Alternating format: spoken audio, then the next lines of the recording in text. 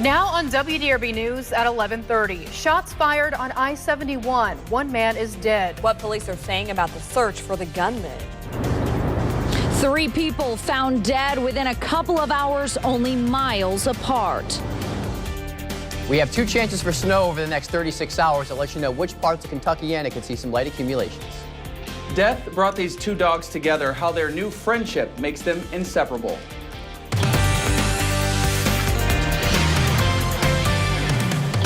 Good morning and thanks for joining us. I'm Valerie Chin. And I'm Kara Kirtley. A man shot dead inside his car while driving on I-71 South. The person responsible is still on the loose. WDRB's Danielle Lama is live at the scene. And Danielle, what do police think happened? Police say it's too early to tell exactly what happened here, but this area is still blocked off. We're on I-71 just south of the Gene Snyder. This is still an active investigation happening behind me. I want to show you LMPD's crime scene unit is here. Police and detectives still on the scene. There's also a tow truck here, so we do expect that the victim's car will be taken out of the area soon. Officers were called here at around 9 this morning for shots fired. Police say they found a black SUV with a man inside. He had been shot and was pronounced dead on the scene. The victim's car has stayed in the median while police investigate. It looks like it may have swerved off the road. We've seen homicide detectives looking inside that vehicle. Police are not saying much about a suspect. Reporters did ask police if this is being considered a road rage incident. Still too early to put that tag on it at this point, but obviously somebody shot into a vehicle while it was moving. Until we can talk to those individuals and see exactly what the situation was, it's difficult for me to label. What I do know is we have an individual that unfortunately has lost his life. Police say they are following up on leads. They have information that hopefully will lead them to a suspect or suspects. Again, this area, I-71 South, is still blocked off as police investigate. One lane of I-71 North is open, but traffic is moving slowly. We will keep you updated as we get more information on this developing story. Reporting live from I-71 South, I'm Danielle Lama, WDRB News. Thank you, Danielle. 3 men are dead in Louisville after 2 separate shootings overnight. WDRB's Courtney Godfrey explains. Police say the shootings happened just hours apart. Courtney. It was a violent night in West Louisville, Valerie. Although police aren't saying whether these shootings are related, it is concerning that within hours, 3 people were found dead only miles apart. The first shooting happened near the intersection of 39th and Garfield. The second happened on East Lawn Avenue in the Russell neighborhood. Just before 10 o'clock last night, police were called to 39th and Garfield. They found 2 men in their 20s in a white Dodge Charger with Missouri plates. Both had been shot and killed. About 2 hours later, police responded to a shots fired call in the Russell neighborhood. There inside a home, they found a deceased man in his 40s or 50s who had been shot at least once. Police say it's not a familiar neighborhood for homicide detectives. For the most part, I can't tell you that we have many homicides or many violent crimes that occur over here. Of course, you'll have your standard, criminal mischief, that type of thing, maybe breaking into vehicles, but I can't say that we make a number of runs over here, particularly for violent crimes. In that incident in the Russell neighborhood, it's not clear whether there was someone in the home at the time of the shooting. Police are still looking for possible suspects in both shootings. Now, if you have any information about either one of these cases, you're asked to call 574-LMPD. Reporting live from LMPD headquarters, Courtney Godfrey, WDRB News. Courtney, thank you. We're learning new details about the mother of a 3-year-old who died over the weekend in Clarksville. The coroner says the child's death was not from natural causes. Family members say the girl's mother is Cynthia Weigleb, who has a history of child abuse. In December of 2010, police say she beat her 3-month-old daughter so badly she broke her leg and ribs and then waited 3 days to take her to the hospital. 2 months later, she was arrested and pleaded guilty to battery of a victim under the age of 14. Family members say the child injured in 2010 is now in the hospital along with another sibling, and one of them is in intensive care. Kentucky State Police say there is no foul play in a death investigation in Grayson County. The Grayson County Sheriff says it happened on Washburn Road off of Peonia Road. KSP says 1 man is dead. His name has not been released.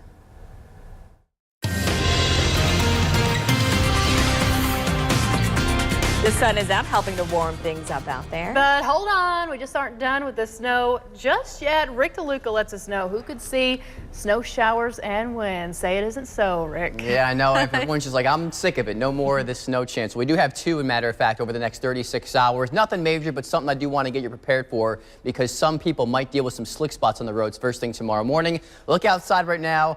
We say goodbye to the sunshine. We had some so far, but now the clouds are starting to spill in. Temperatures, however, at the freezing mark. 32 degrees your number, winds are calm, and with these calm winds, we're not seeing much in these temperatures jumping, but at least we're going to rise a few more degrees before the day is all said and done. 33 in PRP, St. Matthews 31, much of Kentuckiana hanging out in the upper 20s and lower 30s. I do think most of us making it to around 36 to 37 degrees for your afternoon high temperature. We're going to keep it dry today, but notice down to the south there is quite a bit of moisture, some sleet, some freezing rain, even some snow, which is skirting through Mississippi, Alabama, and Georgia. This will pass down to our south, skimming portions of Kentucky during the overnight hours, and another disturbance comes through tomorrow afternoon, which could bring additional snow showers. So we'll give you more on that in a few minutes. For now, today looks pretty quiet, cloudy and cold. 33 at noon, 35 at 3 o'clock with highs today topping at around 37 degrees. A winter weather advisory goes into effect for parts of Kentucky and tonight. We'll show you those sections coming up in a few minutes. All right, Rick, thanks so much. Big names creating big problems for Kentucky lawmakers. Ford, General Electric, and other large utility customers say the local option sales tax is a bad idea. In a letter to lawmakers, the companies say the 1% sales tax increase would cost them an extra $24 million per year. While some say the letter creates problems for the bill, others argue the companies can be exempted. If passed, the local option sales tax would let local voters temporarily raise sales taxes where they live to pay for big ticket construction projects. Dr. Phil goes behind bars in Kentucky. He talks exclusively with the teen accused of a crime spree with his 13-year-old girlfriend. You never threatened anybody with a gun. You never shot at anybody. You never killed anybody. Yes. You're not saying what you did was smart. Oh, but what I did was not smart by no means. I could have went about it many different ways. 18-year-old Dalton Hayes and his girlfriend Cheyenne Phillips are accused of stealing cars and forging checks until police caught up with them last month in Florida. Dr. Phil spoke with Hayes in the Grayson County Jail, where Hayes explains why he did it and how he now feels about his girlfriend. You can see the interview today at 3 on Dr. Phil. Then on WDRB News at 4, we explain why local authorities are upset with how the national media is portraying the case. A fiery train crash, more than 24 people hurt. The driving error police say may have started it all. Plus, we, the jury, find the defendant Eddie Ray Routh guilty. A sigh of relief for the family of the man known as American Sniper. The promise attorneys are making. Want more news? Anytime, anywhere, any device. WDRB News. We've waited 2 years for God to get justice for us on behalf of our son, and we're so thrilled that we have the verdict that we have tonight. a sigh of relief for Chad Littlefield's mother after the jury found a former Marine guilty of killing her son and the man known as the American Sniper, Chris Kyle. The verdict came in late last night. Eddie Routh will spend life in prison without the possibility of parole. The defense says it will appeal Routh's conviction. His attorneys argued that he suffered from schizophrenia and was experiencing a psychotic episode at the time of the shootings. At least 70 Christians kidnapped by ISIS militants, many of them women and children, were taken from 2 Syrian villages before dawn yesterday morning. Where they were taken remains a mystery. Meanwhile, fighting between Kurdish and Christian militiamen and ISIS militants continues in the northeastern part of Syria. A truck driver is charged with a hit and run after causing a train accident. Police say the driver left his truck on the tracks yesterday afternoon and took off. He was found more than a mile away. Officers say he mistook the train tracks for a highway and tried to turn onto them. Officials no longer believe the truck was stuck on the tracks as first thought. Police say the train engineer saw the truck and hit the brakes, but it wasn't enough time to stop. My car was the second car, and I actually flew past the front car. It's not like an airplane where everybody goes down, everybody's gone. We're all alive. We're glad to be here. Nearly 30 people were hurt. 15 people were hurt when a New Jersey home exploded. The explosion was caught on camera. People living near the home complained of a gas odor, and workers from the gas company were at the home investigating when the home exploded. 6 firefighters, 2 emergency workers, and 7 gas company workers were hurt. The explosion destroyed at least 1 home and damaged several more. 75 homes were evacuated as a safety precaution. Planes that miss inspections are given the go-ahead to fly. Southwest Airlines has 5 days to perform required inspections, but during that time, federal officials say the planes are clear to fly. 128 planes were grounded yesterday, and at least 80 flights were canceled. Several more flights are expected to be canceled today during inspections.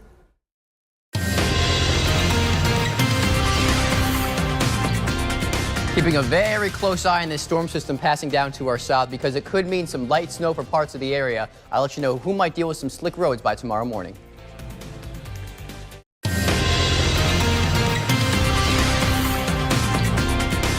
Hope you had a chance to soak up some of that sunshine earlier today because it's gone now. The clouds continue to increase. They lower, they thicken, but today ends up dry. So your evening commute, you have nothing to worry about. But parts of the area during the overnight hours could pick up some light snow. It's this system which is going to slide well down to our south, may braze and just scrape parts of southern Kentucky with the opportunity for some snow showers. That's chance number 1. Chance number 2, an upper level low which is coming out of the plains, and this will dive into the Ohio Valley tomorrow, weakening as it does so, but still has the opportunity to produce some light snow showers by tomorrow afternoon. So things are busy. I do want to let you know neither one of those storms will have major impacts on our area, but it does look like down across Kentucky, south of the parkways, is where we could see some light snow. In fact, Adair County under a winter weather advisory from 6 o'clock this evening until 6 o'clock first thing tomorrow morning. So 32 is your temperature outside right now. Hey, we made it to the freezing mark. Feels pretty nice out there. Calm winds at the moment. I do think as we go throughout the rest of today, we should climb to around 36 to 37 before cooling back off into the 20s overnight. Still in the 20s for now in E-Town, 29 Shelbyville, Brandenburg 29, Austin and Indiana checking with a temperature of 31 degrees. So let's discuss those snow chances. The first one coming in overnight brings some light snow to areas along and south of the parkway. So parts of Kentucky might have to deal with a couple of slick spots tomorrow morning, especially when you take into consideration that the pavement temperatures are really cold. The next snow chance comes in tomorrow afternoon. I think the best chance at seeing some snow on the ground would be overnight tonight, and that's just because that storm has a little more energy to it. So here's how Advanced Track tells the story. Clouds continue to spill in with highs today around 37 to 38, but we keep it dry. Now let's say after midnight, 1 o'clock in the morning, that's when we begin to see the chance for some snow showers from E-Town points down to the south. Tomorrow afternoon is when that second batch comes in, and notice it's really weak. It falls apart as it moves through Kentucky, but can't rule out some flakes flying tomorrow afternoon. Some light accumulations possible. It's not widespread. This shouldn't really cause too many problems across the area. And then we go from the snow chances to the near record cold, which sets up shop Saturday morning. We're going to look at temperatures all the way down and into the single digits. So your forecast tonight, light snow in our far southern counties, 23 for your overnight low with that north wind between 5 and 10 miles an hour. Tomorrow, 30 degrees with some light snow showers possible, mainly during the afternoon. Anyone's fair game for that. 22 Friday, 30 on Saturday. We get some rain showers, maybe a little wintry mix early on Sunday, but look at that. With some of that rain, we're bringing temperatures into the 50s by early next week. 50 sound good. Thank you, Rick. A dog finds faith after losing a companion. WDRB's Ryan Cummings shows us the heartbreak and the joy as a beagle and his new best friend are now up for adoption together. It's a story of loss, then love. Oh, you even have to share? I got you your own. Man's best friend finding his best friend. Barron, a 1-year-old beagle, lost someone very close to him back in January. Sheena Maynard with Dumas Rescue found him on the side of the road in eastern Kentucky, just sitting next to a dead, frozen companion. Barron wasn't moving, wasn't barking, just grieving. When I did get the leash around his neck and tried to pull him away, he instantly started crying. He tried to dig his way back to the mate. He covered back over it and cried. Heartbroken and hurting. Eventually, Sheena picked Barron up and carried him to her car. And he stretched his neck out the window and cried until we got out of sight. These pictures taken moments after his rescue. The sadness in his face lasted for days, until Barron got a new friend about 2 years old who had also been abandoned herself. Sheena named her Faith. I just took one look at her and I was like, she's my girl. Barron and Faith have been at the Kentucky Humane Society now for 2 weeks, and as you can tell, they've become fast friends. And that bond means that the two will now be adopted out together. They love each other, they're dependent on each other, and we think they'll be happiest together. And happy whenever peanut butter and Kongs are involved. The bonded pair now healthy enough for a forever home. Walking together, eating together, sleeping next to each other, they're just great, great friends. And we really feel that Faith has really helped to heal that hole in Barron's heart. And Faith is what has really given Barron hope and love. And a new best friend. After all, their initials are BF. Whether you believe in fate or not, I think fate brought us together. Ryan Cummings, WDRB News. They are too precious. If you're interested in this adorable pair, you can call the Kentucky Humane Society or just head to WDRB.com and click on the button. What a great story. Wow, absolutely. Well, love and crime together in song. I always knew I'd be a star, how intelligent you are. Inside the local stage production of Bonnie and Clyde. We weren't born to live and die. For years, parents were told to keep their parents away from peanut butter. Today at 4, why doctors now say that was bad advice. It's a love story with a tragic ending. Just like Billy the Kid and Mr. Capone, every kid will idolize Clyde Barrow. Bonnie and Clyde, the new musical, hits the stage at Derby Dinner Playhouse. The real-life Bonnie Parker and Clyde Barrow took their love affair on the road, becoming notorious fugitives and folk heroes during the Great Depression. The stage production captures their love story and the people in their lives. It's plenty of upbeat numbers and some comedic moments. Ultimately, they get to see an unconditional love story, the likes of which we rarely see these days, sort of like a modern-day Romeo and Juliet. Bonnie and Clyde runs through March 29th. Looks good. Yeah, beautiful voices, and it's a great time to see something inside because it's still going to be kind of chilly out there. It's still going to be cold. We have a couple of snow chances, actually 2 in the next 36 hours. Far southern Kentucky might get scraped with some snow showers tonight. Can't rule out some of those roads being a little slick first thing tomorrow morning. More snow showers possible tomorrow afternoon and evening. Everyone fair game for those. No major accumulations expected, but near record cold possible Saturday morning with lows all the way down into the single digits. Ooh, chilly. Well, thanks for joining us, everybody. We'll see you back here at 4 o'clock. Have a great day.